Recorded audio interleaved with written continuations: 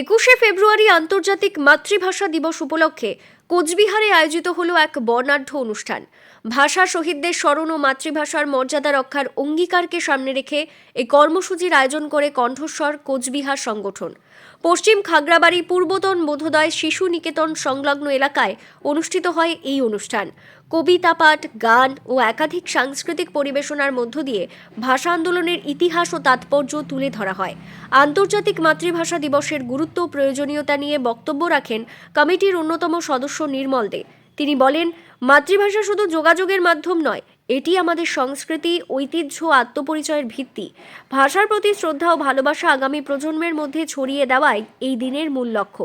উল্লেখ্য, আন্তর্জাতিক মাতৃভাষা দিবস প্রতি বছর 21শে ফেব্রুয়ারি বিশ্বজুড়ে পালিত হয় ভাষা শহীদদের স্মরণে এবং ভাষাগত বৈচিত্র্য রক্ষার অঙ্গীকার নিয়ে। কোচবিহারের এই উদ্যোগও সেই বার্তাকেই আরও একবার সামনে নিয়ে এলো। আজ 21 ফেব্রুয়ারি আন্তর্জাতিক মাতৃভাষা দিবস। 1999-তে এই বাংলা ভাষা যে আন্দোলন হয়েছিল, 1952-তে তৎকালীন পূর্ববঙ্গে, পূর্ব পাকিস্তানে, তারপরে এক এক করে আন্দোলনে আমরা জানি শহীদ হয়েছিল, যদিও আরও অনেকেই শহীদ হয়েছিলেন, আবু বরকাত, সালাম সাহেব, এরা সব। তারপরে 71-এ স্বাধীনতা, তারই ছায়া ধরে এলো, বাংলাদেশ হলো।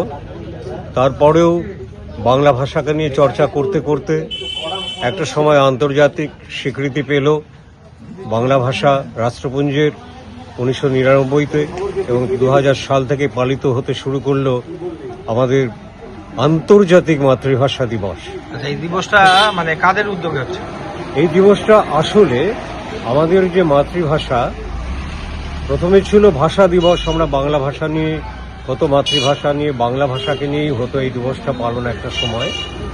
কিন্তু পরবর্তীতে আন্তর্জাতিক হওয়ার পর সারা বিশ্বে যেখানে যেখানে বাঙালি আছে, শুধু তারা নয়, বিভিন্ন ভাষার মানুষরা, যেহেতু আন্তর্জাতিক হিসেবে প্রত্যেক দেশে এটা তাদের মাতৃভাষা হিসেবে বা প্রত্যেক সম্প্রদায়ের তাদের নিজের মাতৃভাষা হিসেবে এটা গণ্য হতে শুরু করলো, এবং তারা সেই দিনটিকে উদযাপন করে থাকে।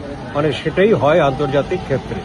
আজকে আমরা কণ্ঠস্বর কোচবিহারের একটি সংস্থা, যাদের 1993-তে জন্ম হয়েছিল, একটি বাচিক সংস্থা, খাগড়াবাড়ি ব্রাহ্মণপাড়াকে কেন্দ্র করেই সেটা শুরু হয়েছিল।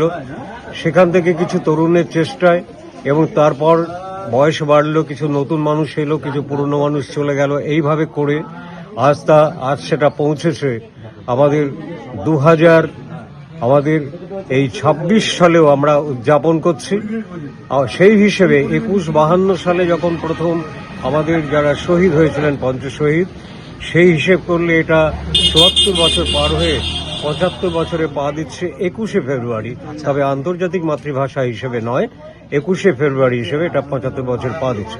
আমরাও কিছু কবিতা, কথা, কিছু গানে, আলোচনায় এই দিনটাকে আমরা খুব সংক্ষিপ্তভাবে পূর্বতন বোধোদয় শিশু নিকেতনের পাশেই আমরা দাঁড়িয়ে এটা উদযাপন করি, এবং বিভিন্ন মানুষেরা আমাদের আমন্ত্রণে এসে স্বতঃস্ফূর্তভাবে তারা এখানে অংশ নেন। আচ্ছা, আপনার নাম? এবং আমি নির্মল দে, আমি এই কণ্ঠস্বরের এই পরিচালনার ক্ষেত্রে আমি জড়িত আছি।